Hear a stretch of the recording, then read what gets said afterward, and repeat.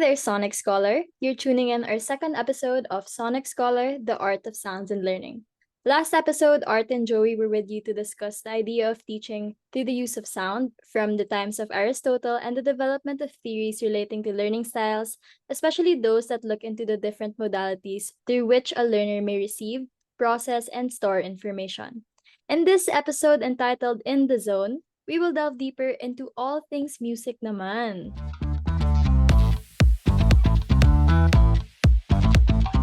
Hey guys, I'm Lee.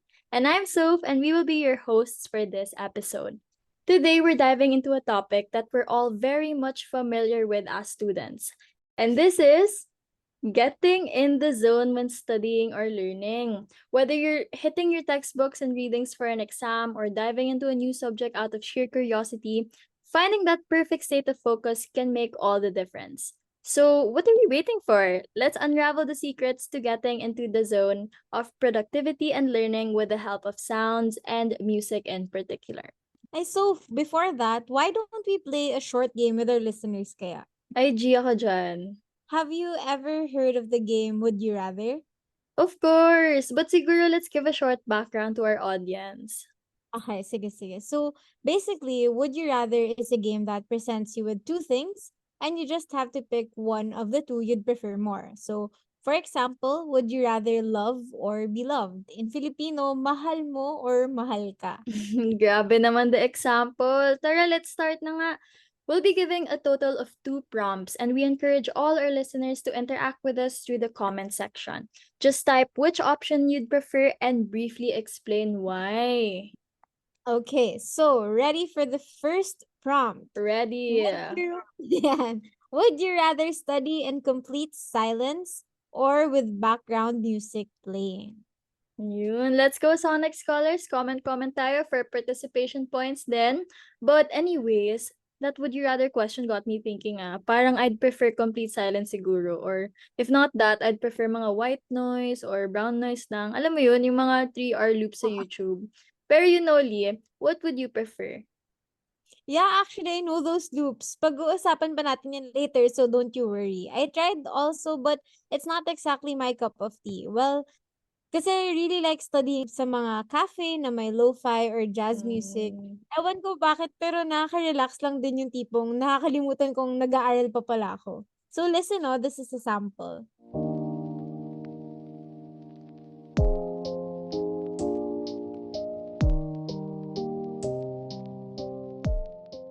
Ooh, gets relaxing indeed. Speaking of, you know what, Lee? Itong mga lo-fi and jazz music are strategically played in cafes because it creates a mellow atmosphere that's perfect for unwinding and getting into the zone. It keeps you focused and motivated also without overwhelming your senses. But going back, let's now move on to the second prompt naman. Would you rather study in a cafe, library, public space, or at home/a private space? Lia, ano naman thoughts mo here? Ayan. So, guys, comment tayo kung public space or private space sa comment section and why. For me naman, personally, I'd rather study sa public space. Because, I don't know, for me, feeling ko may kasama ako pag nasa labas when I'm alone, as in, nakakatamad lalo to do my stuff or to do my tasks. So, what about you, Soph? Gets. Honestly, ako either basta quiet. Kaya naman sa public space basta I have AirPods, earphones, or headphones on. Kasi then again, white or brown noise lang naman maririnig ko. And kaya rin naman at home in my room para walang nagde-disturb, you know. But anyway, it's so interesting to see how the role of environment in studying impacts your ability to concentrate, from bustling coffee shops to serene libraries. Where you choose to study and what you choose to listen to can greatly influence your focus. And beyond just location, the soundscape of your environment plays a crucial role too. That's very true. And you know what? I have this friend who once explained the Mozart effect to me. Basta, yung i-play daw yung music ni Mozart, yung child prodigy of music, can show yung learning and memorizing abilities mo. Yeah, actually, I've heard of that too. Here, let's listen a snippet of it real quick.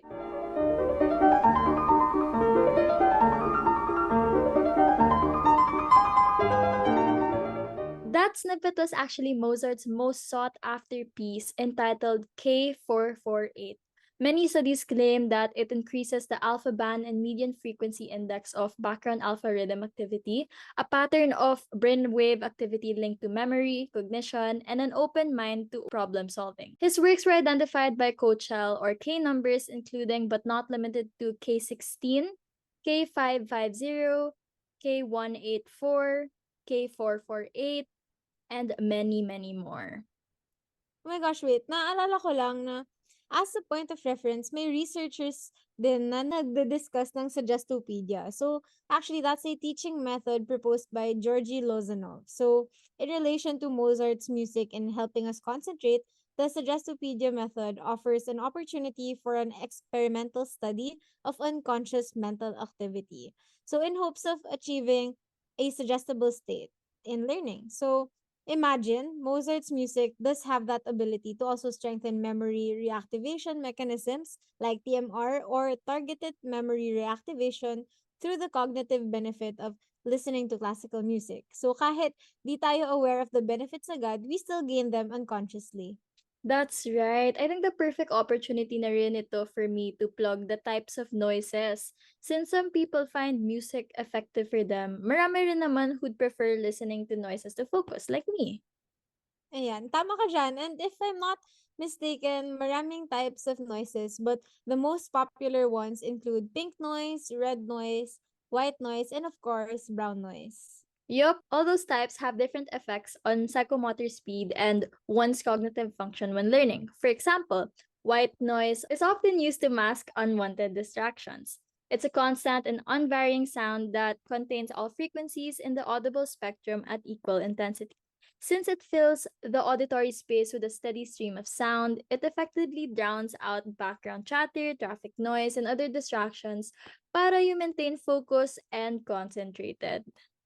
Ang galing pala, no? And another example na rin yung pink noise. So, it's a type of noise with more power in the lower frequencies, giving it a deeper and richer sound. So, studies have shown that exposure to pink noise can improve memory, enhance cognitive performance, and even promote better sleep. But, ayun nga, in general, all of these noises, mapa-pink, red, white noise, or brown noise pa yan, have been used in experimental studies by Dalton and Bem back in 2008, and where they test the sounds and their effects on human performance in such tasks as comprehension, attention, and vigilance. Pero, ikaw ba, Soph?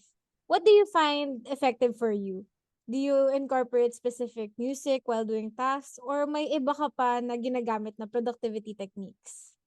Actually, over the years, I've experimented with different techniques like yung Pomodoro timer and time blocking, but I recently realized na pwede pala incorporate yung music sa preferred techniques ko. How about Actually, you? same din for me. Ayan. I have a playlist of my favorite childhood or grade school songs para naman nag-enjoy Mm. ako kahit nahihirapan ako with my tasks. So, if you see me at home, whether I'm doing chores or my academics, for sure, may background music yan. You know what? I haven't tried that yet. Di ka ba ever nadidistract because of the music?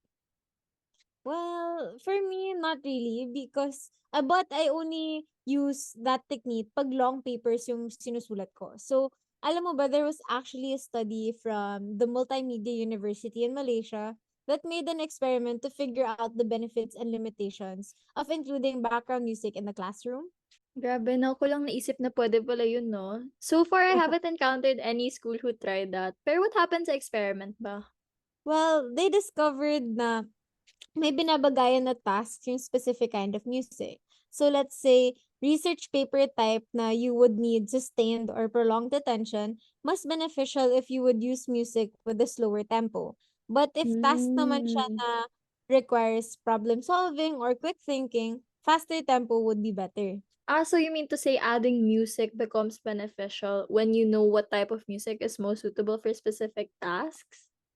Yeah, exactly. But hindi din siya lagi true, especially since iba-iba yung preference ng students. And actually, in another study about background music, they found na although na-enjoy ng students yung music, when the music was too loud naman na, it becomes distracting. Yeah, I was going to mention that. I know some friends who prefer silence when doing tasks, but when they're at a coffee shop or other public place, they sometimes just try to internally mute the sounds so they can focus on their tasks. Well, I guess we can say na it really depends on the person, no? Yeah. But I think it's still important to understand how music can improve some aspects of the academe pa rin. Yes, parang yung sinabi mo kanina, understanding its effect, especially its positive impact on motivation, concentration, and memory, can be used as leverage into making an environment more conducive for learning. I agree. I think it's really valuable information, especially for instructors and institutions. Because Mm-mm. malay mo, it might work for them and could spike their growth as learners. So why not give it a shot? Grabe. I really learned so much from this conversation, and I might even try some of the techniques you mentioned earlier. And that's it for this episode. So keep listening, keep learning, and keep discovering sound and music for your minds and souls. See you in the next Sonic adventure.